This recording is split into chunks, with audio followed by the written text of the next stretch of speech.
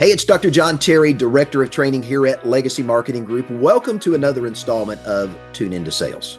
Well, as you can see on the screen, we have an industry icon with us today, a gentleman that I first had an opportunity to get to know through his PBS series that he did, where he began to speak as an economist for many, many years. He has published an incredible number of books. Paychecks and Playchecks, one of my favorite, Tom, that you've put out there. And I know a significant number of advisors over time that have used that book and your knowledge to really take what they do to an entirely different level. And we are super, super excited to have you with us today, Tom. For those that may not know your story, can you give us a little quick background of who is Tom Hegna? Sure. So I'm originally from a small town in Minnesota. Both my parents were teachers. I went to college at North Dakota State University on an Army ROTC scholarship. I was commissioned in the military. I spent 6 years active duty Army, 16 and a half years Army Reserve, retired as a lieutenant colonel. I've been in the insurance industry for almost 30 years. I started out as an agent with MetLife. I was also their national marketing manager for Variable Life and a branch manager as well. Then I went to New York Life. I started out as an annuity wholesaler, worked my way up to be a senior executive officer in that company. And New York Life was probably 10 years ahead of the whole industry on focused on guaranteed lifetime income.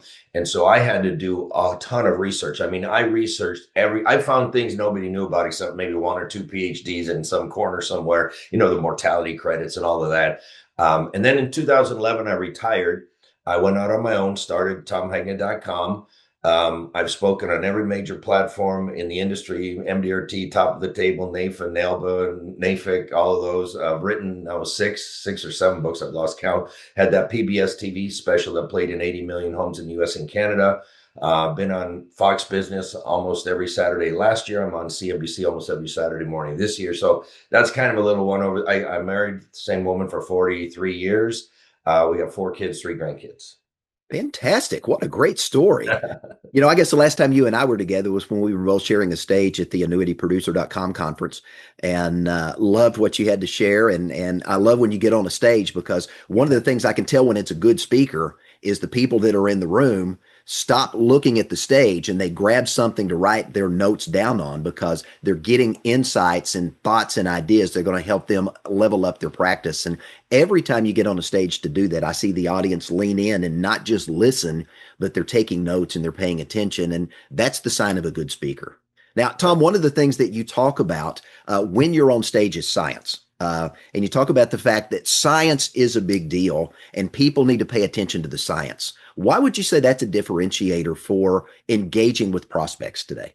Well, here's what I say. I don't deliver opinions. All my research is based in math and science. And I get asked by people say, okay, well, where's the science in any of this? Well, you know what? How long you live is a part of science. Longevity is a scientific thing. And the people who design the products in the life insurance industry are called actuaries. And actuaries have to study math and science to become actuaries. And so, when I can prove that adding an income annuity to a retirement portfolio does 3 things. Number 1, it improves portfolio performance. I can prove that mathematically. Number 2, the research shows you're likely to be happier. And now, number 3, the research shows you're likely to live longer. So if an income annuity can allow you to live longer, isn't that there's some science behind that? I mean, people have less stress, they worry less, because they're being paid to live. They tend to live differently. They watch what they eat, they exercise, they call the doctor when not feeling well. And all these little things cause them to tend to live longer. So, and life insurance is the same way. Life insurance is based in math and science as well. So I keep my opinions out of it. I stick to the research that is fact-based research, and that's all I write about and speak about. I don't sell annuities. I own 13 of them. I don't sell life insurance. I just got done with a 12-pay whole life where my annual premium was $226,000 a year. So yes, I believe in these products. I know how they work, and they are rooted in math and science. Yeah, you bring up an interesting point there, Tom. I was just reading an article yesterday. It was a study that was done by the Center for Retirement Research, talking about the fact that many pre-retirees today are so concerned about what they call policy uncertainty, questions over Social Security, over Medicare, over inflation, and all these other things that they have no control over, that our government has control over, that they're actually talking about delaying or deferring retirement. But the article went on to say that having guarantees, having certainty, is a huge alleviator of pain and discomfort, and actually allows people to say, I can retire and I can actually enjoy retirement. Now, you spend a lot talking about mortality credits and where that plays in. Can you kind of bridge those two gaps for me and how we bring certainty to solutions with insurance products and the mortality credit play as well? So, in times of uncertainty, what people crave is certainty, and our industry offers certainty. And again, it's because our products are based in math and science. And part of the science behind annuities are these mortality credits. It's extra money from the risk pool that every check you get from an insurance company, an annuity payment is composed of three things. Number one is principal. Well, anybody can give you your own principal back. Two is interest or investment gain. Anybody can give you that. But the magic secret sauce is the mortality credits, the extra money from the risk pool, the older you are and the longer you live. And when people don't understand it, and here's the deal, I think mortality credits are a mini miracle. And here's why I say that. The insurance company doesn't know when I'm going to die, and they don't know when you're going to die, but they do know how long all the listeners on this podcast are going to live, almost to the exact day. And because they know how long the risk pool lives, they can set a payout rate that will give each and every one of us that highest guaranteed paycheck possible for the rest of our lives. Whether you live 1 month or whether you live to be 130, that paycheck's coming. It will never stop. As long as you're breathing, that paycheck is coming. And that gives you certainty. Now, the mortality credits, I always tell a little story. There were 5 90-year-old ladies who went on vacation every year. And one lady said, "Hey, let's each put $100 in this mason jar. We'll seal up the jar, and next year when we go on vacation, those of us who are still alive, we'll open the jar and we'll split the money." They said, "Helen, that's a great idea." So you got 5 90-year-old ladies, they each put $100 in. That's $500. They sealed up the jar. What do you think happened the next year? They forgot where they put the jar. No, unfortunately, one lady's died. So now 4 ladies split the $500. They each get $125. That was a 25% rate of return in 12 months. No money in the market, no interest rate.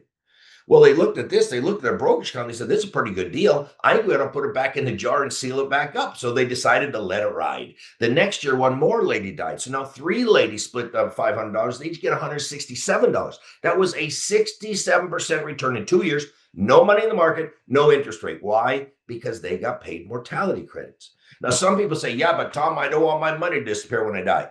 Do you have to have your money disappear when you die? No. You can pick life with cash refund. You can do joint life with your wife. You can do joint life with your 5-year-old granddaughter. These things can pay for 100 years. All lifetime income annuities pay these mortality credits. The older you are, the longer you live, the more of those credits you get paid. Absolutely.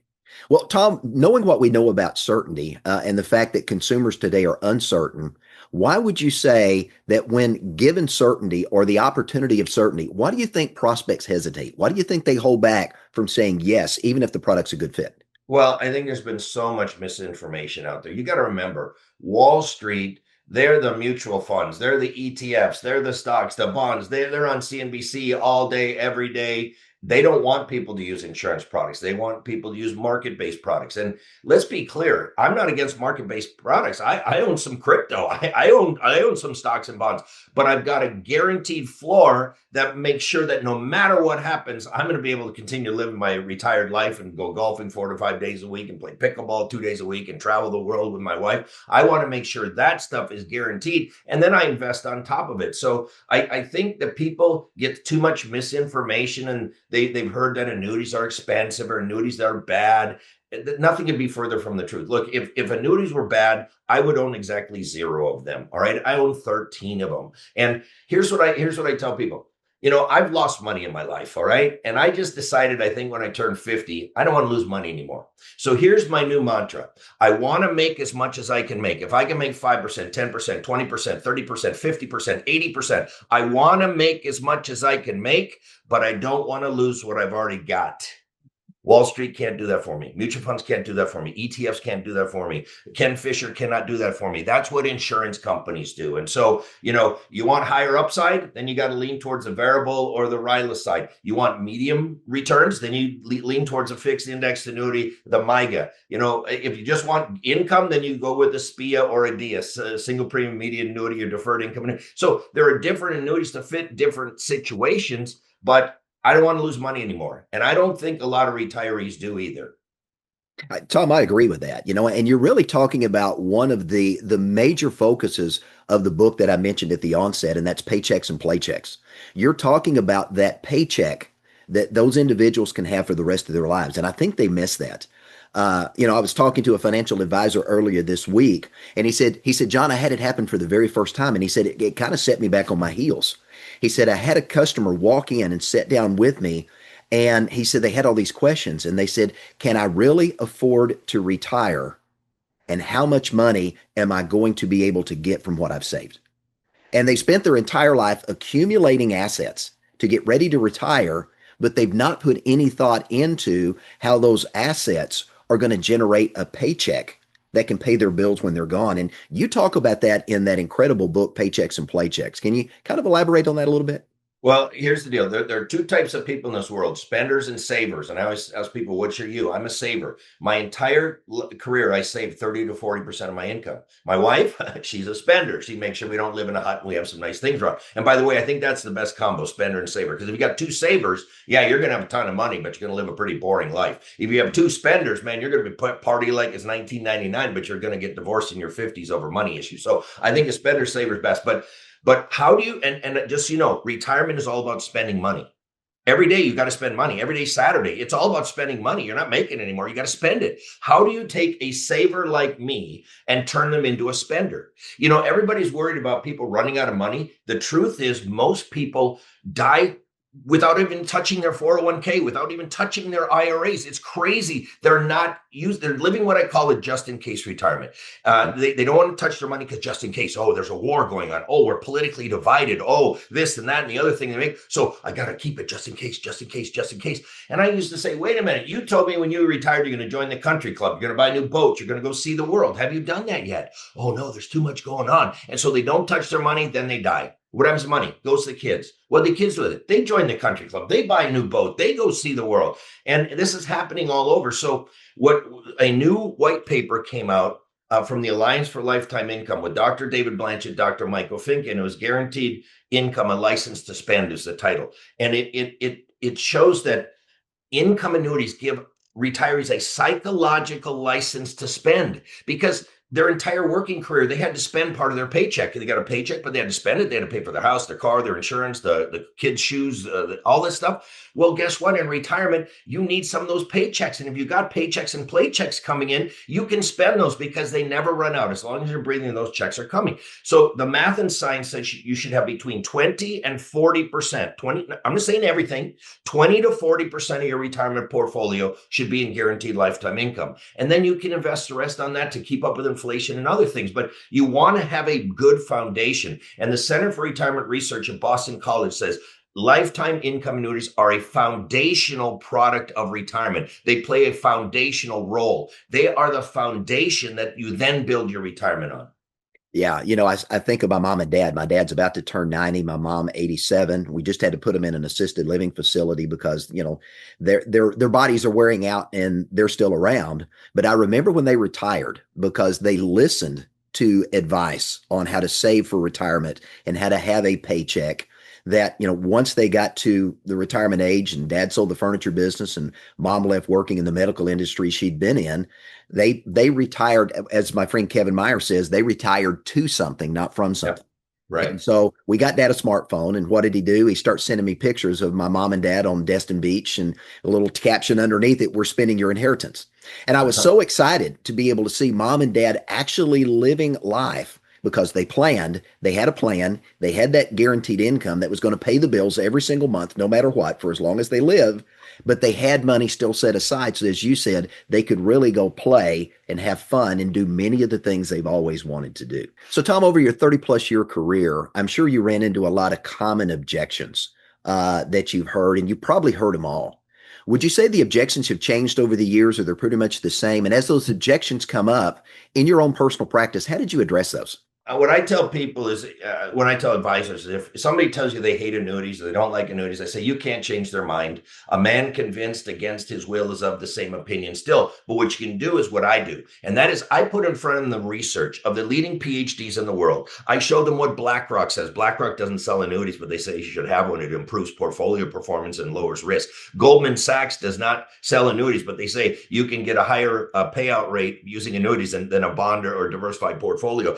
Barclays says fixed index annuities outperform bonds. Wall Street Journal says you should replace some of your bonds with annuities. Dr. Roger Ibbotson did a whole white paper where he compared fixed index annuities against bonds. He found out fixed index annuities have outperformed bonds for the last 40 years and likely to do so for the next 40 years. I show them the guaranteed income license to spend, the Dr. David Blanchett, Dr. Michael Fink. I show them the research from Dr. Michael Fink and Dr. Wade Pfau that annuities are less expensive. The biggest objection I think I hear is, oh, annuities are expensive.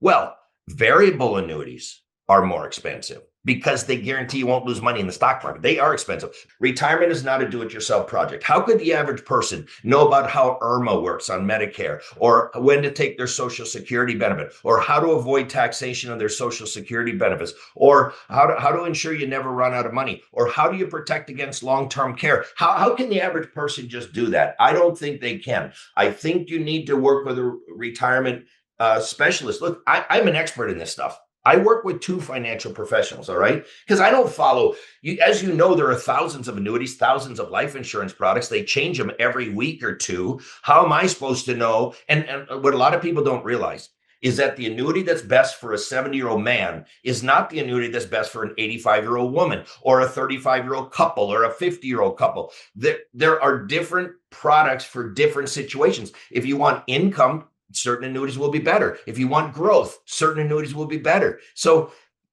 I don't know how a person can do it by themselves. I can't do it by myself, and I know this stuff inside and out.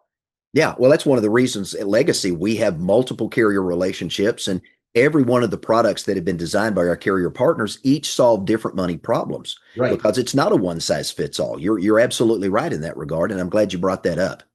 Yeah, whether you're male or female, your age, whether you're married or single, all that matters, because some companies price their products better for certain things. Like they say, you know what, we prefer to have married couples because we have a better experience with it. So they price that better. And some people say, oh, I don't want those old guys. They just kick off. So they price them different. And so you want to find companies that price well in your particular situation. There are companies out there that do. 100%. Yes, sir. So Tom, I want to pivot back to you on the stage. And, like you, I travel quite a bit, speak on a lot of stages. And there are certain people, when I've heard them once, I never want to hear them again. You're one of those that when you speak, even though you may be sharing the same message that you shared before, I always pick up something new when I listen to you, because you are what I consider a master storyteller. And when it comes to selling, I think financial professionals often miss the storytelling aspect of being able to sell. Can you touch on that a little bit and how that's made you? I mean, I tell stories in every one of my presentations. There's a drive through the desert where the people are almost running out of gas, and it's just like being in retirement, running out of money. There's a widow who thought she was a millionaire. She got $1 million, but that was nowhere near enough because her husband made $250,000. They needed a $5 million policy. She only had a $1 million policy. I showed her very quickly how she was only a $37,000 a year woman. She wasn't a millionaire. She was shocked. I talk about the cash cows on estate planning with an estate planning idea. So because people don't remember numbers, they don't remember statistics, but they will remember that story. Oh yeah, that cow thing. Remember, he was going to butcher all the cows, but he had the policy, so he didn't have to butcher the cows. And so I use storytelling all the time because it's very effective. It communicates to people in real words, real situation, what it is. They think, oh, it's just so complicated. You're gonna have trusts and all this. No, here's your cash cows, and if you don't have a right policy, you're gonna have to butcher 2 of them to give them to the government. Your family gets the other 2. But if you just would take a little milk from each of those cows and buy a policy, when you die, the policy goes to the IRS. Your family gets all your cash cows. I mean, that's simple estate planning, but people go, oh, now I get it. But otherwise, the attorney and the accountant, they're all talking about, ILITs and trusts, and people go, I don't even know what they're talking about. Well, it's amazing. And science shows that we're hardwired for stories. Some of the best teachers that we ever saw, Aristotle, Plato, they were all master storytellers. Benjamin Franklin. Benjamin Franklin was incredible. Yeah. Yes. Abraham Lincoln. They were all great storytellers. Yeah. I actually just recently shared a stage with the #1 Ben Franklin impersonator in Philadelphia. And to hear him tell the stories of Ben Franklin, I'm in the back of the room just enthralled that I'm listening to Ben. He was that good. And that's the power of the story. Yeah, he was amazing. Somebody said, if you could ever sit down with somebody who died, I said Ben Franklin, because I mean that guy, he was an inventor. Mhm. He did so much. He was a politician. He ran a magazine. He was good with money, and he wrote about it. I mean, yeah, he was an interesting guy. In fact, I'm looking at his autobiography on my bookshelf right now. Yeah, I mean, I would sit down with Ben Franklin. The other one I'd sit down with would be Thomas Edison, Yeah. another great inventor that I think could have some incredible stories. But let me pivot for just a minute because another area that we see, we oftentimes when producers are doing seminars, they get people curious, and they are curious enough to set an appointment. But then when they get them in the door, oftentimes they struggle to move them from curiosity to commitment. Any guidance or thoughts there on that? Well, I mean, again, I used to carry around my own policies. I always ate my own cooking. I always had this. I always owned what I was talking about, and that definitely can help if you own the stuff. But again, it's about solving problems, and I see too many advisors that are talking too much on appointments and not listening enough, not asking enough questions. I would say triple your questions and cut your speaking by a third or by two-thirds, and you're going to sell more because they want to know that you're hearing them, and you want to listen and go deeper and find out all the little intricacies, because within every family, well, this kid doesn't get along with that kid, and you kind of got to know this stuff if you want to help solve the problem, because you can set up products that can, oh well, this one could go to that child, this one could go to that child, and how it will work. You got to listen to their situation, and not just, I say telling is not selling, Mhm. listening is selling. Yeah. Asking questions is selling. Yeah, one of my favorite questions when I was involved with personal production and I was talking with a couple and I would say, tell me what you want retirement to look like. And they would begin to describe it. And then I would take it one step further and I would ask them, well, why is that important to you? And all of a sudden it opened up more information. And Yep. sometimes an additional, well, why is that important would take you down this path to discover the real reason that they had been saving this money for the last 30 or 40 years. And now you could get to really helping them see how the planning you're doing helps make that happen. Yep. Yep. And sometimes it's rooted in their childhood. Their parents said something or did something, or grandparent, they saw a grandparent or an aunt and uncle that didn't do it right, and Right. they had a terrible life, and they don't want that to happen. And so, yeah, you want to find the backstory. Yeah, absolutely. So Tom, as we get ready to wrap up this session, I've got one more question I want to pose at you, and it's this: if there's one thing that you could encourage the financial professionals working in the marketplace to really avoid when they're engaging with prospects, and one thing that you would avoid them not to avoid, but to make sure they do. So, one thing to avoid, one thing to make sure they do. What would those two things be? Well, number one, don't give a bunch of your opinions in the fact finder. Your opinion doesn't matter. Their opinion does. So don't bring up Trump. Don't bring up the Iran war. Don't bring up protesters in Minnesota or what. Don't bring that up. There, nothing good is going to come of that. Okay. Ask them what's important to them. Your opinion will matter when it's time to close the business. And if you respect their opinions in the fact finder, they'll respect your opinions in the close. And I would say never get into arguments with clients. That's never going to end well. And that normally happens because you expressed opinion here and they got an opinion here, and it was just like that. Don't need that. Your opinion doesn't matter till the close. Let them do the talking. And then really, really know what you're selling. There's advisors out there who don't know what they're selling. They don't know what that index does. Oh, they went to a meeting. They said, oh, that's a great index, but it has no track record. I mean, I would only sell products that have a great actual track record, not a projected track record, not that, but really actual results. Focus on that, because if your clients have a positive experience with annuities, it's going to help you. It's going to help the company. It's going to help everybody. If they have a negative experience with annuities, that's when everybody loses. So I think it's incumbent on all of us to make sure that the products we're using are sincerely in the best interest of that client, and that they will be happy with that product in 2 years, 5 years, 10 years. Absolutely. So, Tom, if there was a question I should have asked you, but I didn't in our interview today, what would that question be, and how would you answer it? Oh, I think you did a really good job. I really do.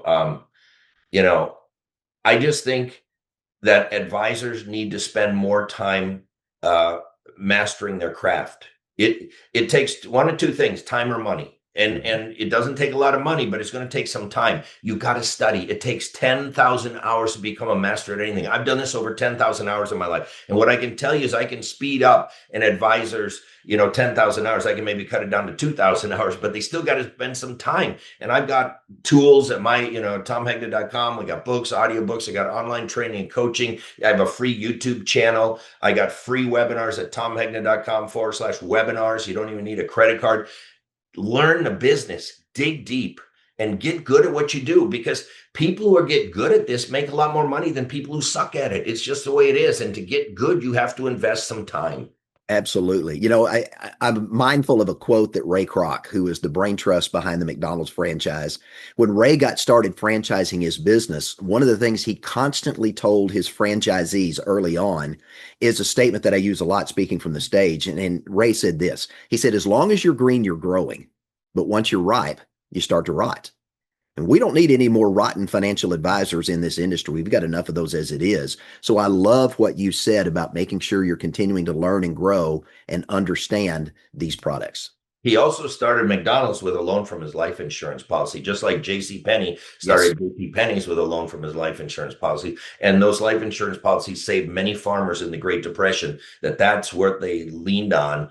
Because in businesses like the oil business and the farming business, it's really cyclical. And so those businesses, they really depend on those life policies. They put money in them in the good times, and they take money out in the bad times, put money in the good. And it's been a lifesaver for a lot of people. Absolutely. So, Tom, best way for folks to get a hold of your resources, your books, your podcast, and everything else, tomhegna.com? Tomhegna.com is the best place. I'm also on YouTube. If you search, and here's the neat thing. So like if you would say, who are the top retirement speakers in America today? Guess what? AI likes me. They my name comes up. So I'm kind of AI optimized now, which is kind of cool. And what's interesting? I use AI all the time. And I just found a business a couple of weeks ago, and he goes, you know what? We have been getting so many calls because people find us on AI. They never saw our Facebook ads. They never call. We got no calls from our Google ads. Now with AI, everybody's calling us because it sorts them out and it says good things about them. And I mean, that's pretty cool. That's pretty absolutely cool. Yeah. Technology, when it's properly, is huge. AI optimized. Absolutely.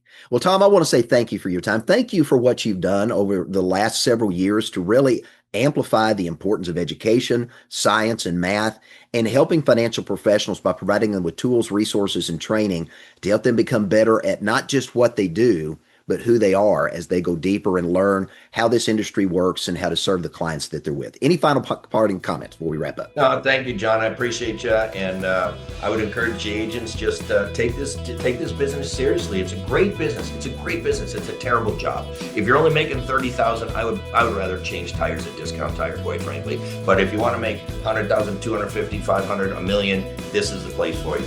100%. Absolutely. Tom, again, thank you for being with us today. And ladies and gentlemen, on behalf of all of you that take an opportunity to join us today, again, I'm Dr. John Terry. I'm the Director of Training here at Legacy Marketing Group. Thanks for joining me for this installment of Tune Into Sales. Have a great day.